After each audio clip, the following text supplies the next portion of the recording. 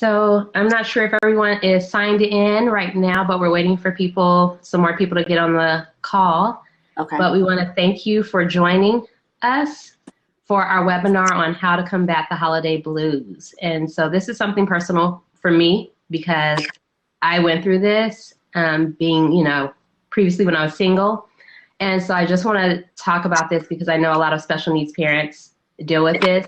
If they are single parents, if they've lost a child, or even if they don't feel like they have the support system that they need. I know that this is real and relevant to our population, our community. So I'm glad you ladies can join us to give your insight, your professional insight, as well as if you have some personal insight as well on the subject. And so I want each one of you guys to introduce yourselves. So Christy, you can start if you like, and you can just tell your name, your occupation, your education, and your specialties, if you like. Okay. Well, good morning. My name is Dr. Christian Brooks. I have a doctorate degree in counseling psychology and a master's degree in counseling psychology.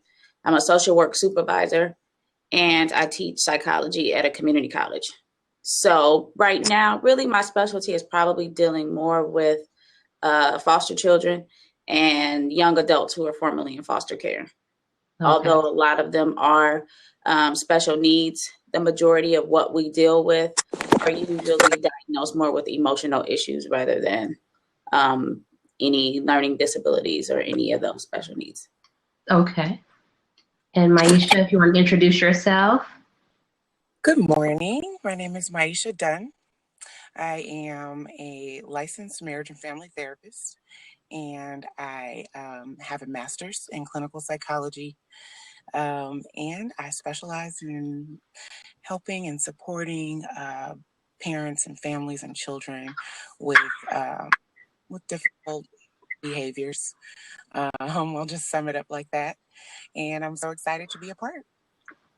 Thank you so much. So I want to just jump into the subject and basically give my personal experience first, and then that will kind of segue into the tips and strategies you have for special needs parents. But for me, a couple of years ago, I found myself during the holidays feeling lonely because those were the times where there were holiday parties going on, or people were going out to dinner, even wrapping gifts with their spouse or their mate for the kids or for each other, and shopping for each other, all these different things going on around the holidays. And, I was at home with my kids, and I had the normal grind of always taking care of my kids, being in mommy mode, but never being a woman, never having a social setting. So friends, even if it wasn't, a boyfriend situation or a husband, just not having a real social setting for friends because I was always in the house. I couldn't go out.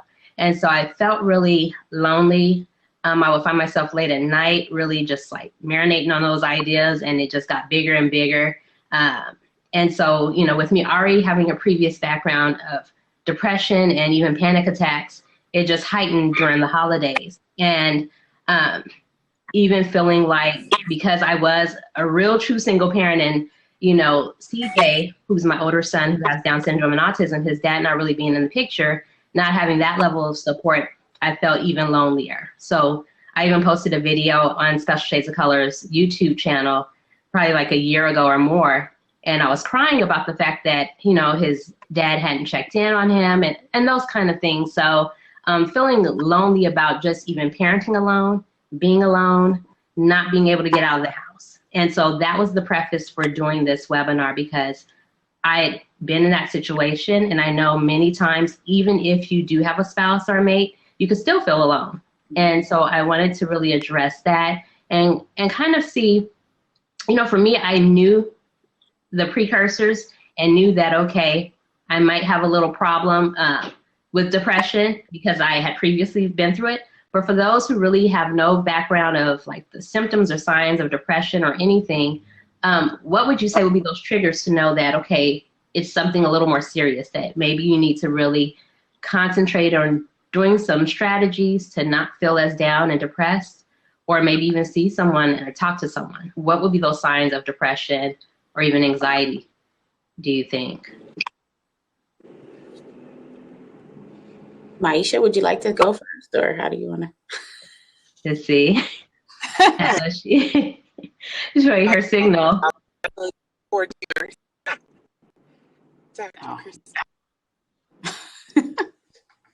Okay, well, I'll go ahead and I'll start it off. I think Maisha's having a little technical difficulties. Yeah. But the first thing to really look at when you're trying to analyze whether or not it's a little bit more than just being sad because of the holidays, I would really start to look at the duration. How much of that time is really spent trying to or feeling like you can actually get out of that state? Once you start to really feel like you can't move, you can't get out of that state, nothing really excites you, nothing gets you going, then you have to start thinking about, okay, this is something a little bit more serious than I'm just sad. Yeah. And, what I found a lot often, which I will tell a lot of my clients and a lot of my students, sometimes when you're in the grocery store and you have that conversation and you just walk up to someone and you're in line and you're just kind of like, how you doing? And when they start to tell you their whole life story, and when you feel like you're that person that no matter who this person is, I can tell my entire life story to them and I don't know them, those are also triggers and signs too.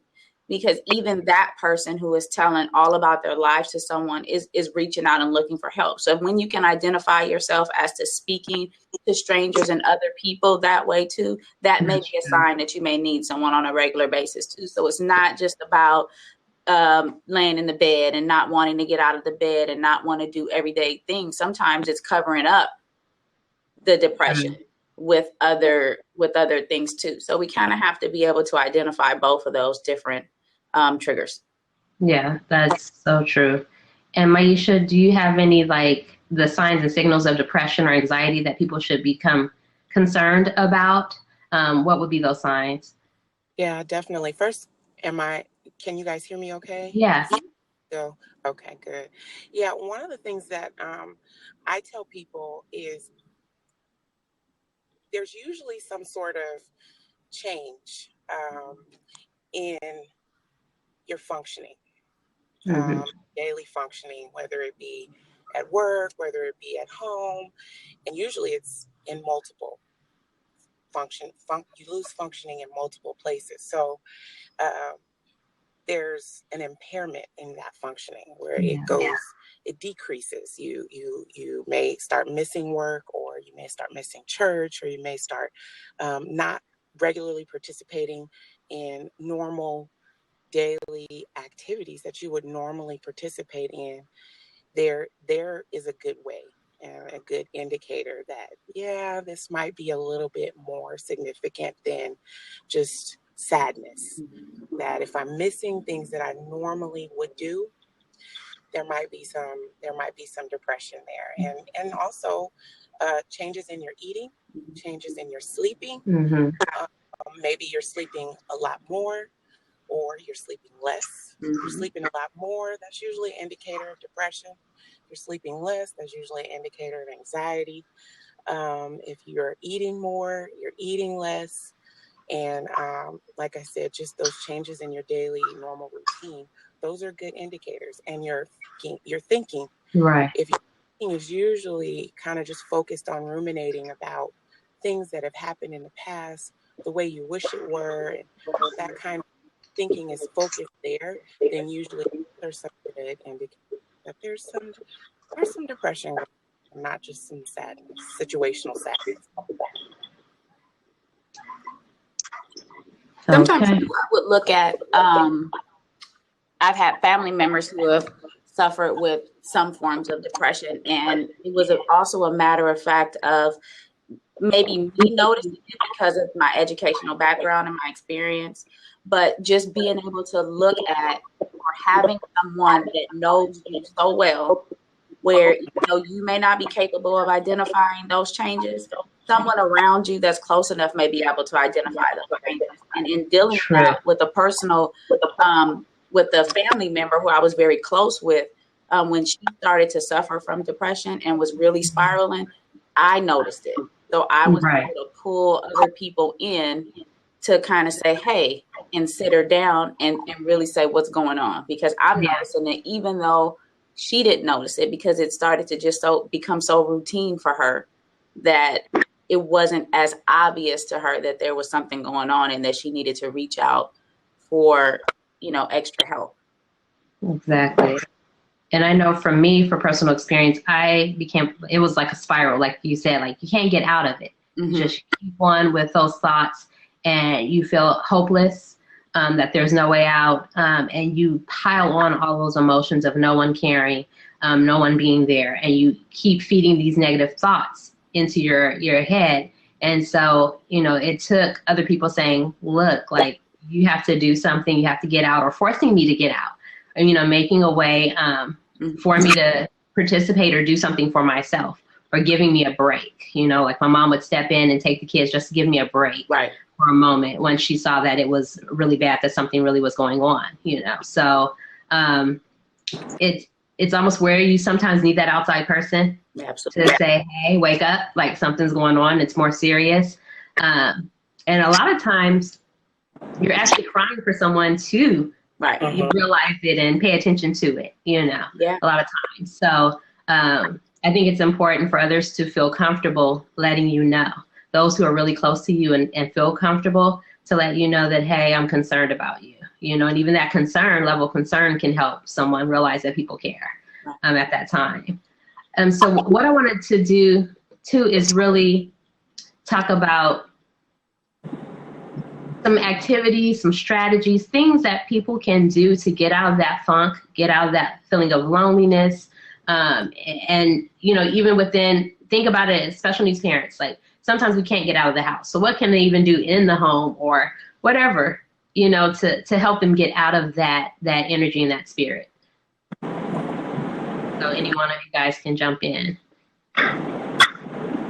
I would think of, sometimes it's a little easier said than it is done, especially when you're dealing when thinking of an activity to do, the activity you really want to do is sleep. So, or get some rest. So, just setting aside some time to, maybe do some things in the home that you enjoy as a parent.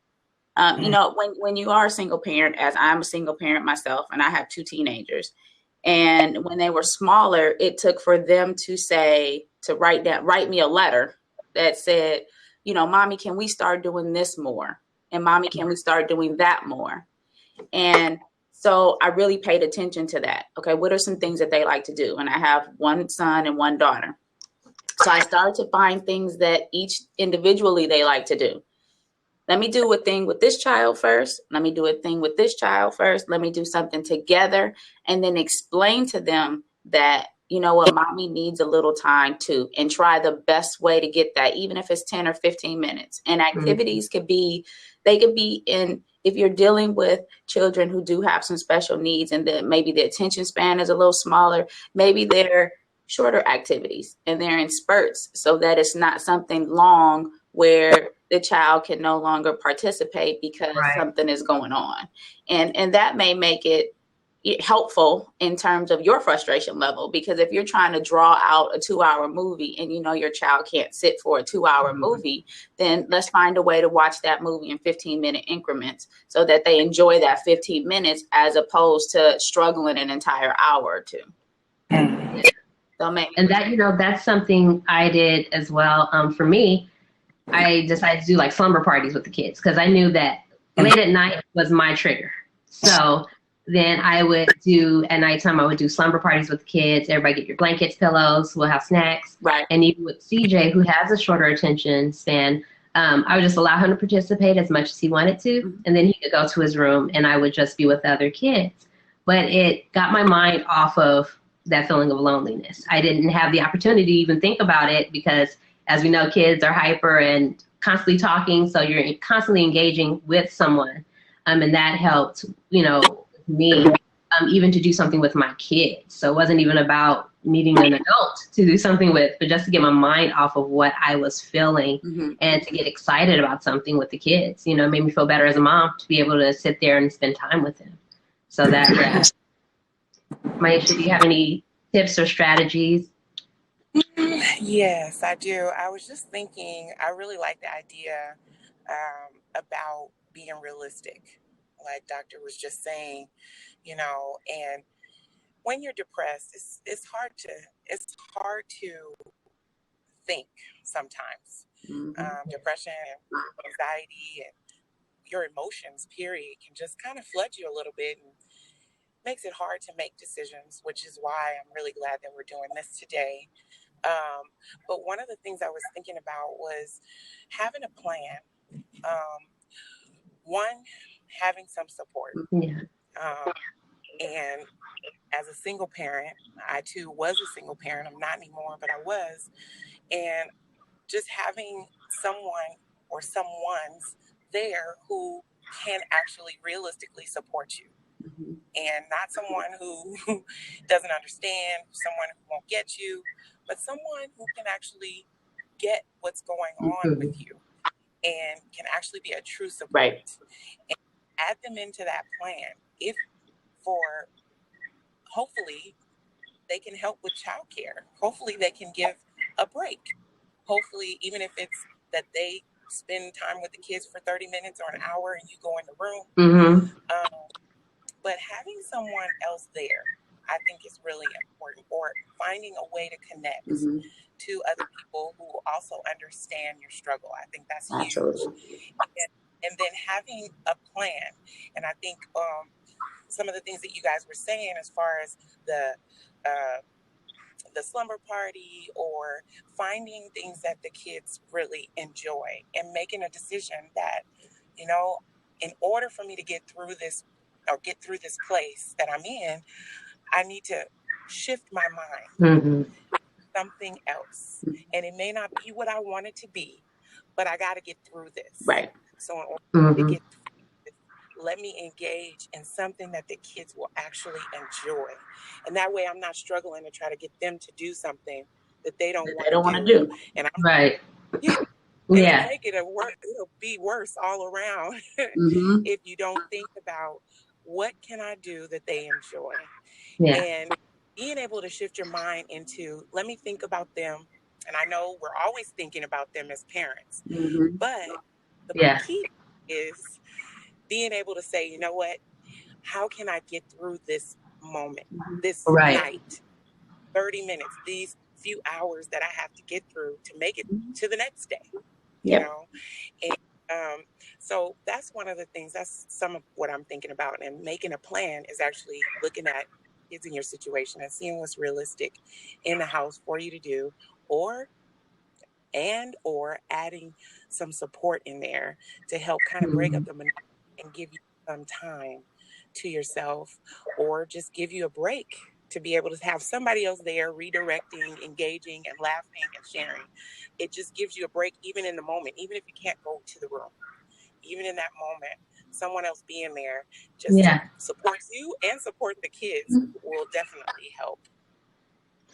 You know, and thinking about what you're just saying about the support, I think even, you know how you have like your list of emergency contacts. So having a list of a few people that you can reach out to when you go through that. So even if it's not calling them, which is optimal if you can call them, but even text them just to have that interaction of another adult that you can kind of talk to or whatever. So I had my friends, and, you know, I had a couple of close friends, and I could just reach out to them, even if it was via text, and just say, hey, what are you doing? And we could start engaging in conversation that way. Or even people knew that CJ really didn't like, you know, other people, outside people coming into the home, but they would just come by for a quick minute just to check in. You know, wouldn't stay long. They would, you know, really respect that. But just to come and just check in and say, hey, girl, I wanted to just come by and say hi to you and the kids. So just to have that little break of someone coming in, because even the kids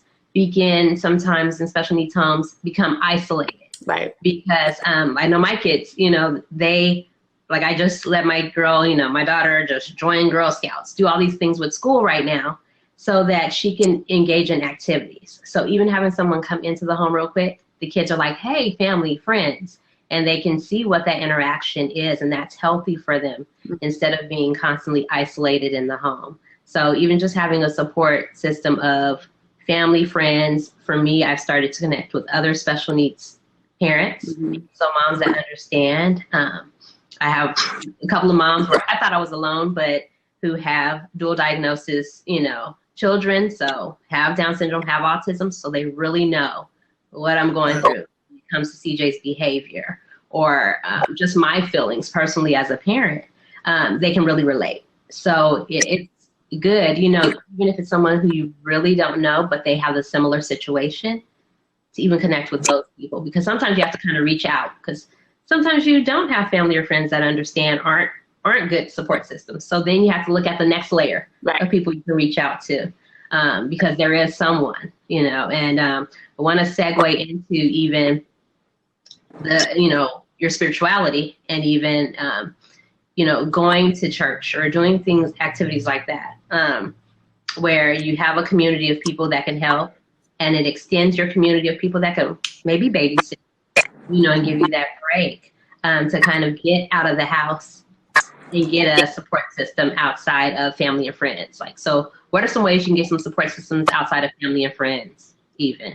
Church being one of them, I think. Church is one. What I found to be helpful in some situations, and depending on, again, it may depend on the level of functioning, but when you're dealing oftentimes with homes where they do have children with special needs and children who may not have, as you were saying earlier, sometimes they feel isolated or they feel like they're receiving a little less attention. I don't have a child in my home with special needs. However, in order to give each one of them a little bit of a voice, what I did was I had them join their own separate activities in terms of, we started off with Big Brother, Big Sister programs, and just finding things that was all about them. And so they had their own individual identity, as well as what we did as a family. And they had their own person that they could sort of go to and rely on. And it wasn't about mommy, and it wasn't about daddy, and it wasn't about the sister or the brother or whatever it may be. It was just about them. So, you know, just finding different support groups that are out there, because oftentimes family and friends, they don't necessarily, I don't want to say want to be bothered, but sometimes it's just, it's not always as important to them as it is to you, or it is not a priority for them, or they don't understand the need. Right. And depending on what type of attitude family and friends have, it may also be the attitude of, these are your children and not mine, so you have to deal with them. Right. You know, and but the first level of that too is being comfortable with asking for help. You know, the biggest problem that you find when you deal with a good majority of men and women who are single parents, they are that way and they're successful because they have a certain level of strength that the average person may not hold. So with that strength also comes an inability to ask for help. So the first thing you want to do is you want to sit back and you want to and say, you know what, I need help, and not feel like that makes you less strong or weak because you need the help. And understanding that, you know, saying I need help and somebody help me, please. Because, you know, people always say a closed mouth doesn't get fed, right? So when you're strong and you're doing things, you often expect for people to see your struggle and step in and help you. But they're not going to do that. They're waiting for you to ask for help. And because you're the pillar of strength, you're not going to ask. And when people always see you being strong, they assume you have it. So if you have it, then you don't need my help. No matter how much you might be struggling on the inside, because you've done it so well for so long, the assumption is that you don't need the help. So they don't know. Yeah, that's really true, because I think I was that way, you know, but I think my problem was not the asking for help, but because I had asked for help before and got no's, I didn't want to hear the no again, because that was me. I was really struggling already, like you said, to ask for help. But then when I started getting comfortable doing that, I will constantly get no's. And I didn't want to hear the no, because then I knew that then I wouldn't be able to get the break. And I felt like I really didn't have support then. So and that's why I think it's important to get when you're just relying on family and friends who you relied on before, sometimes you have to broaden your support system in your village. And I think that's so important. And so now I've created a totally different village, you know, to step in, because I mean, family, they get tired. They have their responsibilities too. And you can't fault them for it. You have to accept it, but then you have to just see what's in your power to do. What can I do? And part of that is just getting connected with other, families, friends, parents, just getting connected with other resources that you can rely on that are open to help you in that season, and you may constantly have to revamp that support system, but know where to go, you have to know where to go and be open to it. For me, you also can't create roadblocks. So for me, at first I would say, well, I don't want to use that resource because I'm not sure if it's safe. I'm not sure. You create all these. Right. You're never going to find anyone. So you have to say, what are the things that are your hard and fast rules, but then what are you open to doing that maybe a little bit out of your comfort zone, but it would allow you to create a new village or extend your village out so that everyone doesn't get worn out by helping, so. Because you never know who help you depending on what the situation is. It could be a coach or a teacher or, and it may be someone who isn't experienced in the area, but maybe they always wanted to learn. Right. Or, you find that once you start to talk about what's going on, it's something that they just didn't know. So on the outside, they were looking like, here comes the lady with all those kids and all those issues, because they didn't understand, what was going on. They didn't understand your need. They didn't understand your struggle. They didn't understand that along with the struggle comes happiness too, because they didn't get to see both sides of it.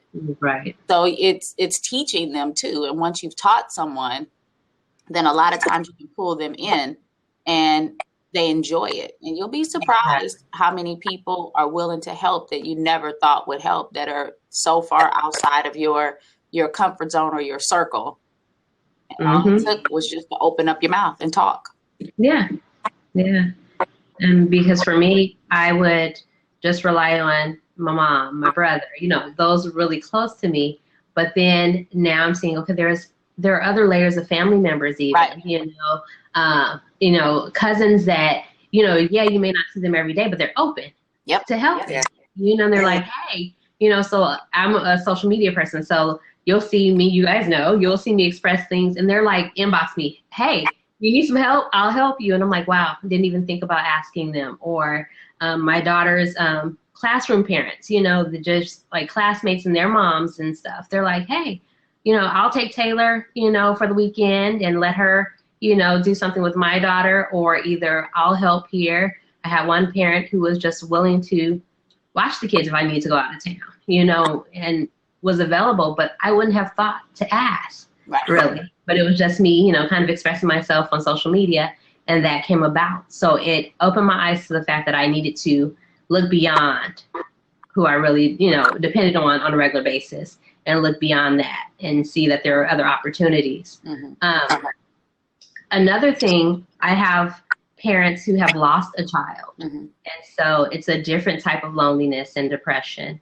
So I want to kind of touch on this. It's kind of like a last topic. But those who have lost children, how can they still honor the fact that they've lost a child and honor their feelings? What can they do to lift their spirits in spite of that event in their life? Well, I think something you were kind of touching on a minute ago when you said if you have some sort of spirituality or some sort of belief system or some sort of foundational spiritual things that you rely on, that's definitely something that parents should look into. But just like we were just talking about, getting connected, believe with other parents who have experienced similar loss, and being able to be with someone who understands is so powerful. It's going to get you, and someone who can say, you know what, I went through that, or they may not know exactly what you're going through or how you lost your. No. Yeah. Well, absolutely. I agree with Maisha. It's about, you want to be able to find somebody who can relate on some level, because oftentimes the average person, we don't know what to say. when it comes to, helping someone who has lost a child. You want to say the right thing, but you don't know what to say. And so you often end up taking your own feelings of what you think you would do if you were in that situation, and you put it off on the other person. And then it comes off as negative because you really don't understand. And so it becomes that sort of struggle. So absolutely agreeing with finding some people who understand, who could be of some sort of support. And then from there, just trying to honor the memory of your child. Honor. Right. Hold on one second. Hold on 1 second. Hi, Junior. Hi, hello. Hello. Did you have a question? Okay, we lost him. So go ahead. No Sorry. Just honoring the memory of that child, and, trying to use that as a platform, and it always depends on each individual person. As the adult, the older you get, you tend to learn yourself and learn what type of things are beneficial to your person. So if you're a helping person, then it may help you to go out and help other parents who are dealing with the loss of a child. So it's just really learning about who you are and what will bring you up, which most of us struggle with doing. And you take grief and you compound it on top of that, and then now you really don't know what to do. So support systems are always great. Getting out and doing things and getting rid of the feeling of guilt, because when you lose a child, you almost feel guilty when you move on. And I remember seeing a story years ago on Oprah about a mother here in California who had lost 3 of her children in a car accident. And some years later, her and her husband had kids again, and she ended up having triplets. And she went through like a depression, and she didn't know how to deal with it. And she said the best way to deal with it was that she made sure that she taught her triplets about their 3 siblings and what type of children they were. And there were pictures everywhere. And, she honored them. These are your siblings. This is what happened. And that's what helped her and her husband move forward with their life and not forget. You don't have to forget.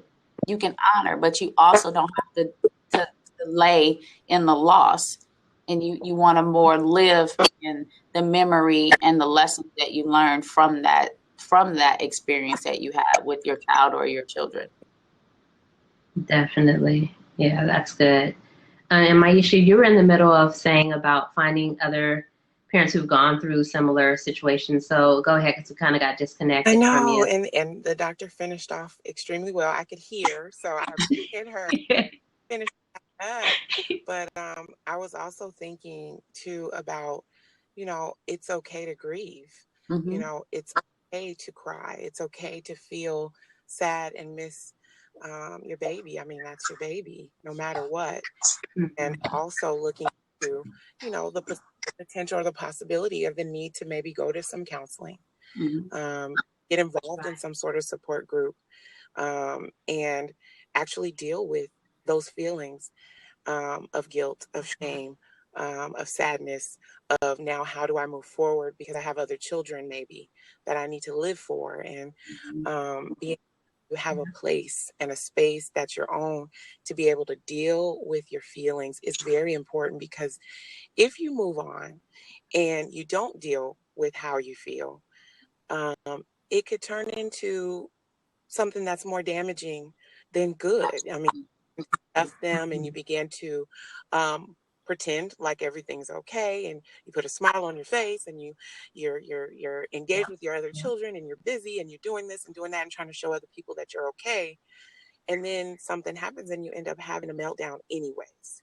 So it's better if you go ahead and allow yourself and give yourself permission to grieve, and like what was said, honor the child, honor their life, find some way, some creative, some fun way to honor them, and maybe even start a tradition of honor for them, as a means of being able to actually grieve and give yourself permission to grieve. Because if it doesn't come out in a healthy way, it's definitely come out. And we look at all the time how we see people and they just move on. Everybody's like, oh yeah, you're fine, you're great, you know. And really, even as society, we are giving people permission to grieve as much and as long as they need to. You know, give yourself permission to grieve, and you might need to do it with a professional or in some sort of support group. Hey, my Lisa. So I don't have a Twitter. I don't have a Twitter account. So I just got on right now.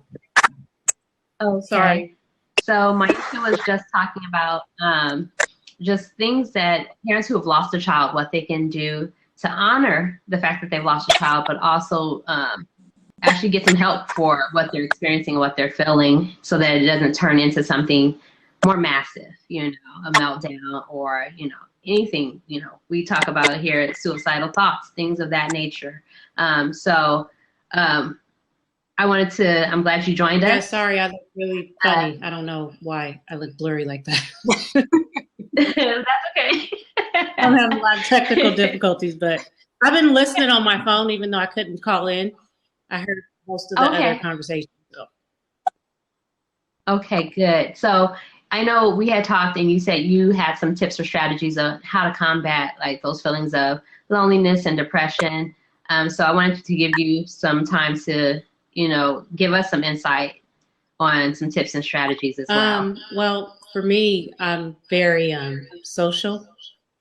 So a lot of the stuff that you were saying before about being in groups, because as you and Christy know, we moved out of state a few years ago. So I definitely have experienced a lot of like the loneliness and depression, even without having, you know, necessarily a special child. So I joined I'm in a group for mothers that have children that have special needs. I don't actively, you know, are you guys getting like interference? Can you hear me? Because No, I can hear you good. Yeah, well, I can't hear anybody anymore. I don't know what that. What'd she say? I don't think she can hear anybody anymore, so, but you can keep going. Okay.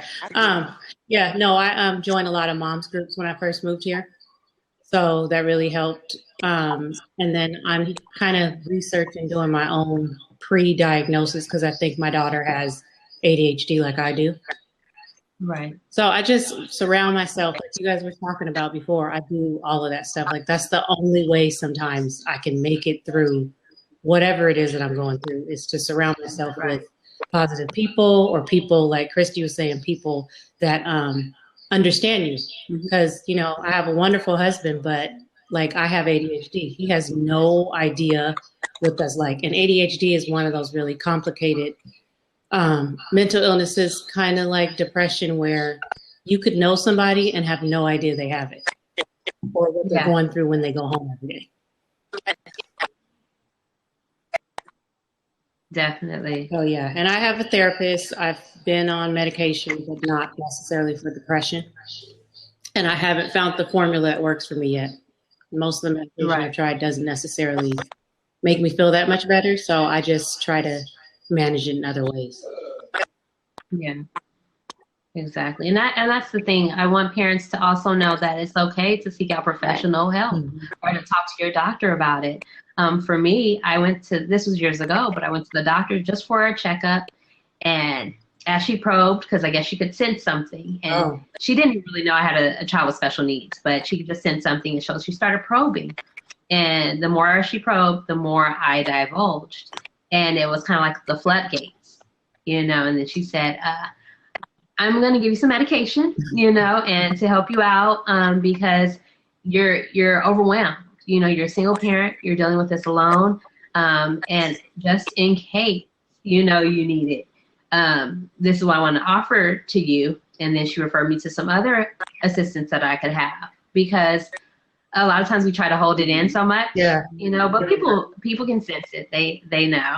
And so I was lucky that even though I didn't directly and aggressively pursue professional help, it happened anyway, you know, but I would definitely encourage others to feel open enough to seek out the help, especially if you don't have a support system or if you feel that the level or degree of sadness is escalating to something more serious, I think it's important to go ahead and seek out the help. Yeah, definitely. Because there may be a pattern or a long-term situation going on. It may not just be seasonal. Yeah. So it's just good to talk to someone, even just as a precaution.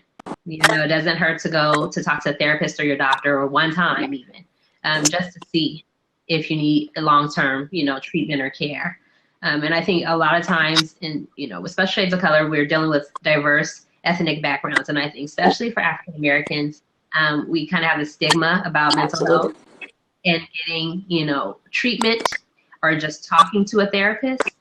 And, but we've seen that play out in negative ways. So I'm always on the bend of take the precaution early on so that it doesn't escalate into the suicidal thoughts or actually acting on hurting or harming someone else or harming your kids, things of that nature, because it does get overwhelming.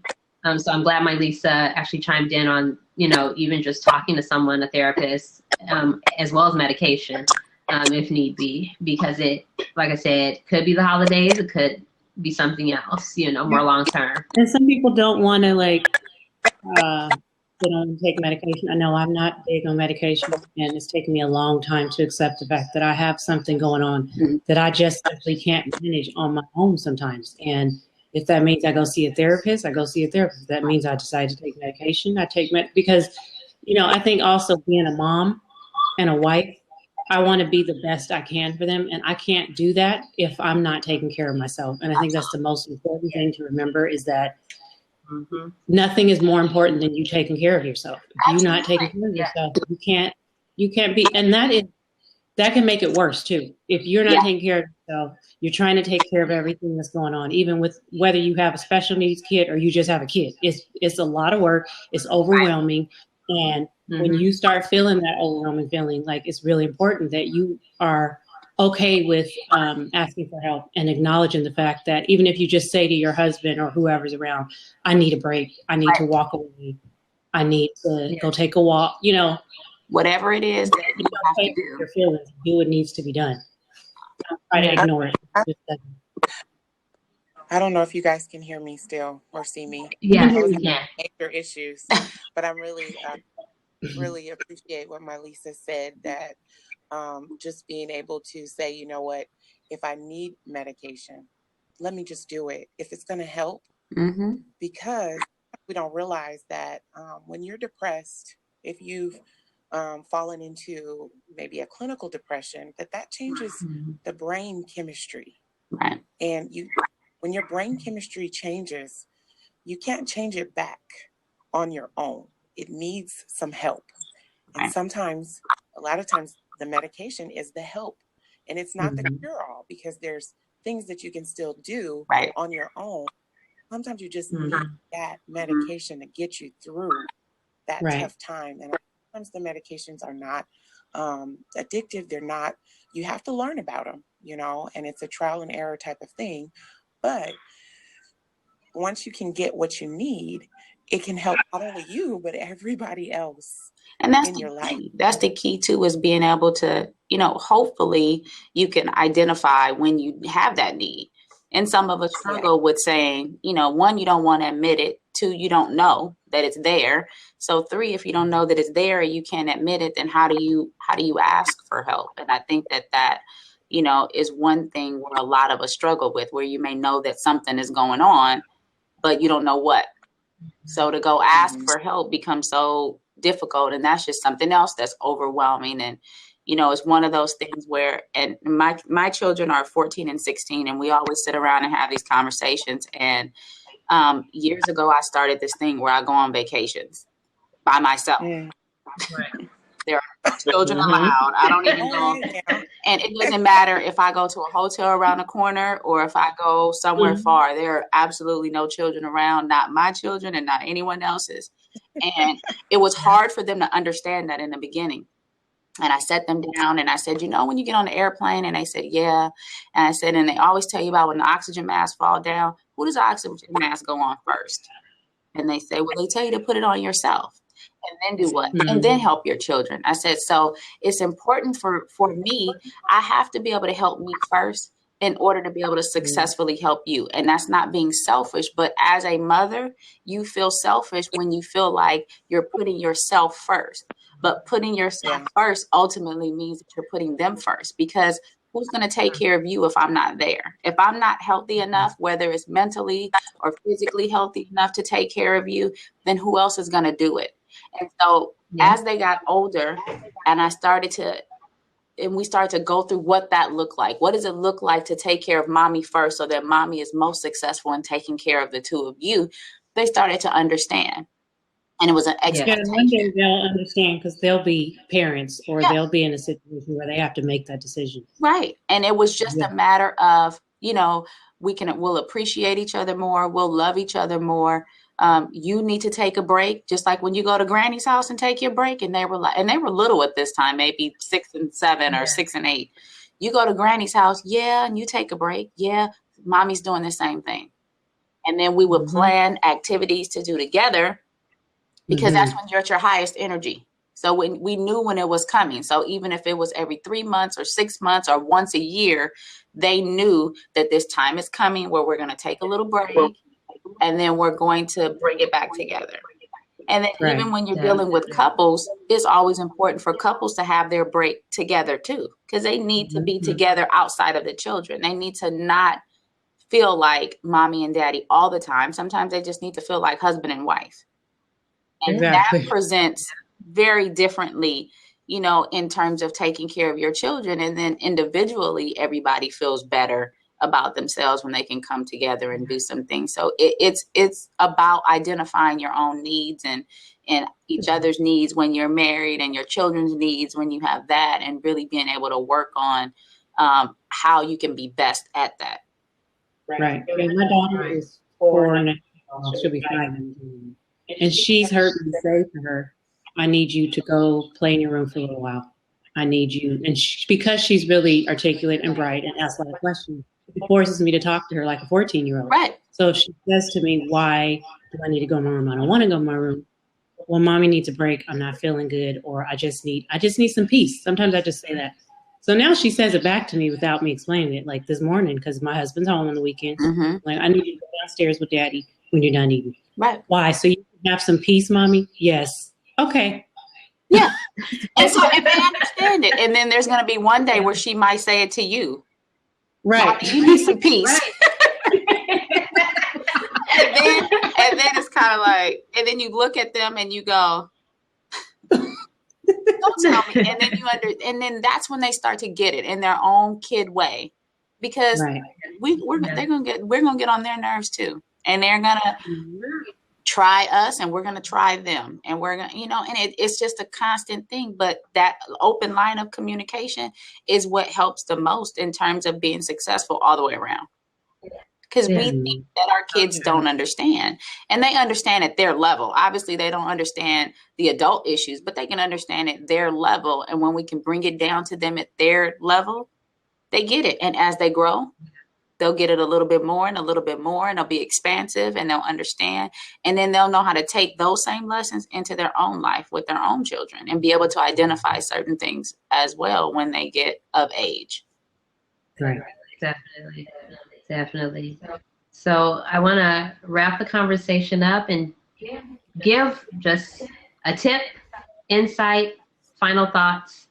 And Lisa, you can start. Just final thoughts for special needs parents. As the holidays are here, and even on the fact of depression or feeling lonely, just some takeaways for parents. Take your time, and don't overbook. Don't overdo any of this stuff. Like, don't make the holidays more than what they are. It's one day. You don't have to go broke buying the kids gifts. My daughter will never get that, because that's just not how we do things. And I'm honestly not in a place to go crazy on gifts anyway. So she asks, she's a kid, but we don't operate like that. So for me, it always helps because I don't worry about that. I see these parents just losing their mind trying to go shopping every day, or they're in the store and it's overcrowded with the kids. I just don't go there. Like I heard Christy say something about trying to do stuff with them. When they get to that point and it's not working for them, whether you're at a family event or not, sometimes you just need to take them away. Maybe you don't have to leave, but maybe you need to take them and let them have their break that they need. Mm-hmm. Or maybe you need yours. Right. Absolutely. But yeah, I've already had a few moments with mine that I think has something to do with the holidays because she gets overstimulated. And I forget because she's not diagnosed, but I know there's something going on. And she's really bright, which is I'm afraid of that for school. But I try to pay attention. So we've been in Target twice this week, and my child has been the child by the the carts, and people are staring at me because she's like having a meltdown. Right. But I try not to. I think sometimes it's easier to manage when you're in front of other people because you want to look a certain way, so you don't fly. So it kind of. But at the same time, I'm like, I just want to finish my shop and just get in the cart and act right, please. Yeah. But I think you just have to keep in mind that they're kids and they don't understand why we're so worried about the things that we're worried about, and so just try to stay calm and try to understand them. I get that you're upset because of this, but this is what we have to do. And I try to, like I was just saying to you guys before, I talk to my kids like adults. So do I. For the most part. I know you don't want to do this. I know this is not what you want, but I need you to do this because I'm asking you. Yeah. Yeah. And Christy, any final thoughts? For the holidays, I would really just say enjoy them. And whatever that looks like for you. And I think that the biggest issue that a lot of people have is being able to define what that is for them. Then you can sit down and you can say, enjoying the holidays for me means blah, blah, blah, blah, blah, blah, blah, blah, blah, blah, blah. Whatever it is that makes you happy, whether it is, if it's the shopping, then do the shopping. But if the outcome of doing the shopping puts you in the space, like Mylisa was saying, then the shopping is not what's putting you in your happy place. If it's being with family, if it's being with friends, if it's just enjoying the scenery, then you do that, but you enjoy it. And I agree with not overdoing it. Don't do anything that's going to bring on any extra stress. If this music and the scents and the decorations are overwhelming for your child that may have special needs, then tone it down or don't overdo it, or do it in your space when you're not around that child so that it doesn't create any more tension. So it's really just figuring out, and if you have multiple children in a household or multiple children and a husband, each child is different. Each person is different. So sometimes they have to be handled differently. But in order for that to work so that it's not all on mom, dad needs to understand that too. The children need to understand that too. And they need to understand that while I'm pleasing you, let's try to please each other. And I think those things are important. Just enjoy the moment and do what makes you happy and what makes your family happy. Definitely. And Maisha, any closing thoughts, final thoughts on the holidays, holiday blues, stress, depression, anything on those subjects for special needs parents? I'm sorry. I blanked out again, so I don't know what's been said, but the thing that comes to my mind is just being able to know that it is okay.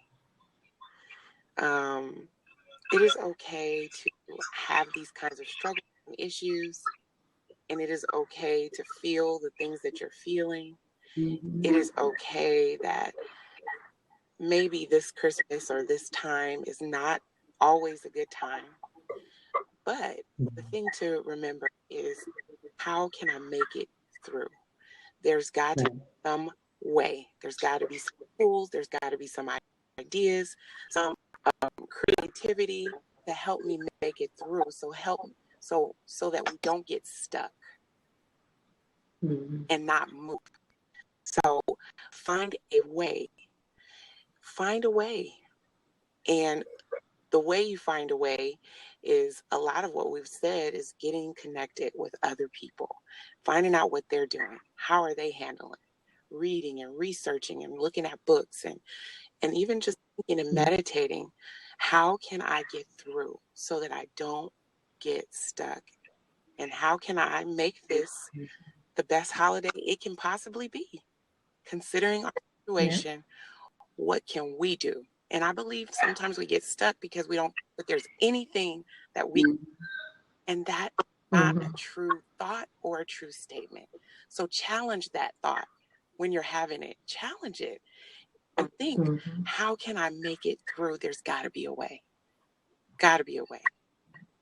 Yeah, definitely. And I want to encourage parents to really make the holidays your own. Don't get caught up on what others tell you or define the holidays. Create your own experiences with your children and for yourself during the holidays. And you need to identify the triggers so that you can replace that with something positive during the holidays, whether it's you engaging in something that makes you happy personally, even if it's within your home. So for me, I like to take my baths, do things like that. So do things that will feed you and your spirit. That will help a lot. Also, like we talked about, creating experiences within the home with your children and really make the holidays your own. Define it for yourself and for your kids. And that teaches them as they grow older not to get caught up in the hoopla of it being about parties or gifts or all those things that we get caught up in. Really let them understand what it's about, and it's about each other and loving on each other. And in that, you're feeding your soul, you're receiving love, they're receiving love, and it makes for a happy place and a happy home for everyone involved, So, special needs parents, we are so good at adapting and modifying. Well, you need to adapt and modify the holidays for your family. So I just want to thank everybody for joining. Thank you for being here, because it's Saturday morning and I know we all have things to do for the holidays, but you took the time to share your insight and we really appreciate it. So thank you guys, and I look forward to doing this again. All right, so I'll be in contact. Okay. Yeah, thank you guys. Thank you. All right, bye. Bye-bye.